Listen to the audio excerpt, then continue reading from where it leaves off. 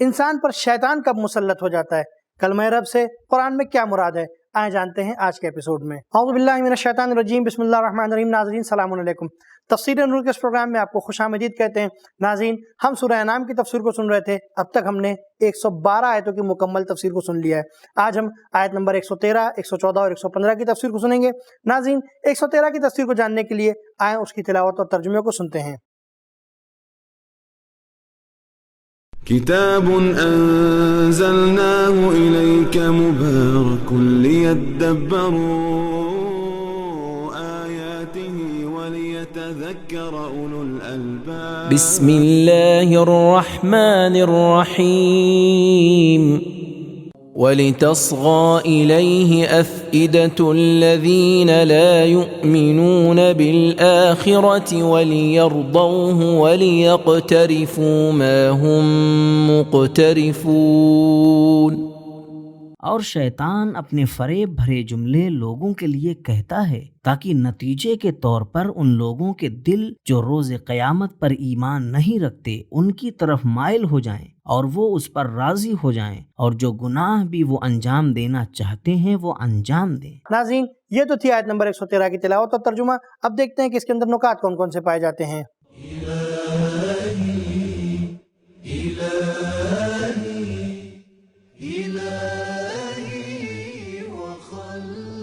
لتصغا کا لفظ صغو سے ہے، جس کے معنی مائل ہونا ہے، یعنی سننے کے ذریعے مائل ہونا۔ اقتراف کے معنی حاصل کرنا، کسب کرنا ہے۔ ناظرین، یہ تو تھے اس آیت کے نکات۔ اب دیکھتے ہیں کہ اس میں پیغامات کون کون سے پائے جاتے ہیں۔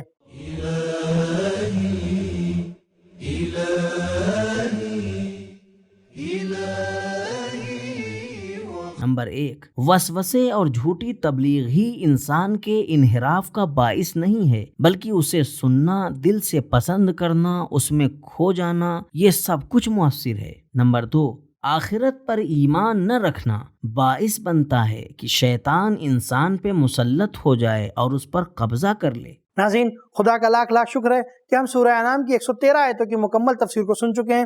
اب ہم 114ویں آیت کی تفسیر کو سننے کے لیے آئیں اس کی تلاوت اور ترجمے کو سنتے ہیں۔ أفغير الله أبتغي حكما وهو الذي أنزل إليكم الكتاب مفصلا والذين آتيناهم الكتاب يعلمون أنه منزل من ربك بالحق فلا تكونن من الممترين۔ کیا میں اس حالت میں غیر خدا کو منصف کے طور پر اپناؤں، حالانکہ وہ وہی ہستی ہے کہ جس نے آسمانی کتاب کو، جس میں ہر طرح کا تفصیلی ذکر ہے، نازل کیا ہے، اور وہ لوگ جنہیں ہم نے آسمانی کتاب دی ہے وہ جانتے ہیں کہ یہ کتاب تیرے پروردگار کی طرف سے حق کے ساتھ نازل ہوئی ہے، اس بنا پر تم ہرگز شک و گمان کرنے والوں میں سے نہ ہونا۔ ناظرین، یہ تو تھی آیت نمبر 114 کی تلاوت اور ترجمہ۔ اب دیکھتے ہیں کہ اس کے اندر نکات کون کون سے پائے جاتے ہیں۔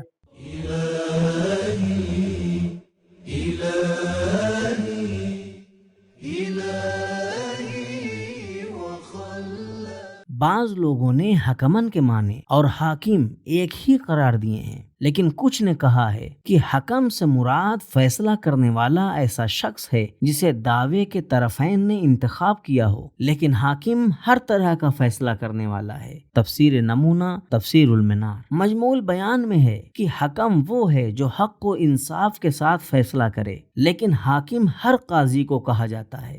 آیت 111 میں تھا کہ اگر مردے بھی ان سے بات کریں اور فرشتے نازل ہو جائیں تب بھی وہ ایمان نہیں لائیں گے۔ اس آیت میں فرمایا اہل کتاب قرآن مجید کے وحی ہونے کو جانتے ہیں اور اس کے علاوہ دوسرے معجزات کا مطالبہ صرف ایک بہانہ ہے۔ پیغمبر اکرم صلی اللہ علیہ وآلہ وسلم اپنے راستے پر کسی طرح کا شک و شبہ نہیں رکھتے، لہٰذا یہ خطاب فلا تکونن من الممترین ان مسلمانوں کو آگاہ کرنے اور تسلی دینے کے لیے ہے جنہیں اپنے راستے کے حق ہونے کا یقین نہیں ہے۔ ناظرین، نکات کے بعد آیت نمبر 114 میں پروردگار عالم نے کون کون سے پیغامات رکھے ہیں، آئیں جانتے ہیں۔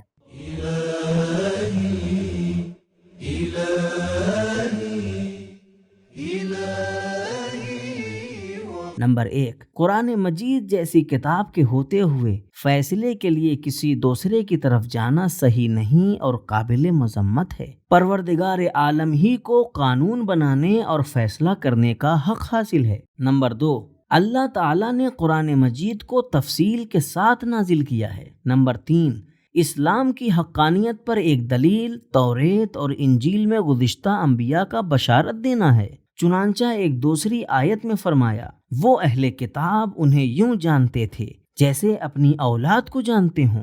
نمبر 4، راہبر کو اپنی دعوت میں غیر متزلزل ارادے کا مالک ہونا چاہیے۔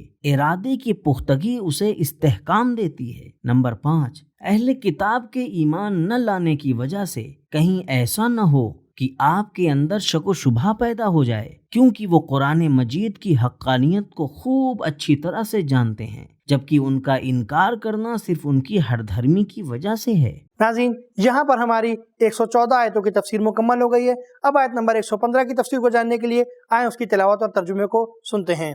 وَتَمَّتْ كَلِمَةُ رَبِّكَ صِدْقًا وَعَدْلًا لا مبدل لكلماته وهو السميع العليم۔ اور تیرے پروردگار کا کلام صدق و عدل کے ساتھ انجام کو پہنچا، کوئی بھی اس کے کلمات میں رد و بدل نہیں کر سکتا، اور وہ سننے والا اور جاننے والا ہے۔ ناظرین، یہ تو تھی آیت نمبر 115 کی تلاوت اور ترجمہ۔ اب دیکھتے ہیں کہ اس کے اندر نکات کون کون سے پائے جاتے ہیں۔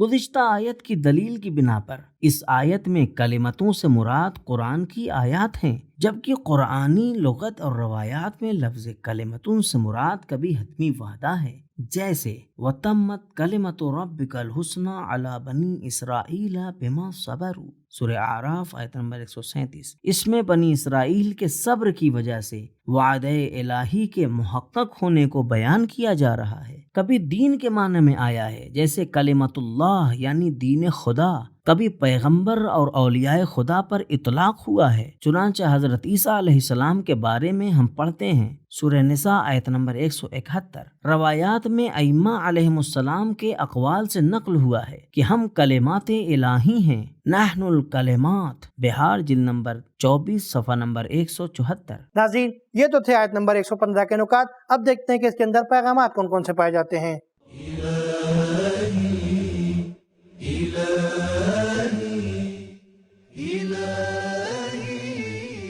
نمبر 1، قرآن مجید آخری آسمانی کتاب ہے اور اسلام آخری الہی دین ہے۔ نمبر 2، قرآن مجید پیغمبر اکرم صلی اللہ علیہ وآلہ وسلم کی رسالت کے اس بات کے لیے ایک کامل معجزہ ہے۔ نمبر 3، انسانی معاشروں کی ہدایت کے لیے ہر ضروری بات اور ہر ضروری سوال کا جواب قرآن مجید میں موجود ہے۔ نمبر 4، اسلام گزشتہ ادیان کو مکمل کرنے والا ہے۔ نمبر 5، بعثت رسول اکرم صلی اللہ علیہ وآلہ وسلم کے ذریعے دین کو مکمل کرنا ربوبیت خداوندی کا ایک جلوہ ہے۔ نمبر 6، کائنات کے نظام میں سنت الہی اور قوانین الہی کی بنیاد سچائی اور انصاف ہے۔ نمبر 7، قرآن مجید کی خبریں سچی اور اس کے احکام عدل پر قائم ہیں۔ ایک دوسری آیت میں ہم پڑھتے ہیں، اللہ سے زیادہ کس کی بات سچی ہے۔ نمبر 8، قرآن مجید میں تحریف نہیں ہو سکتی۔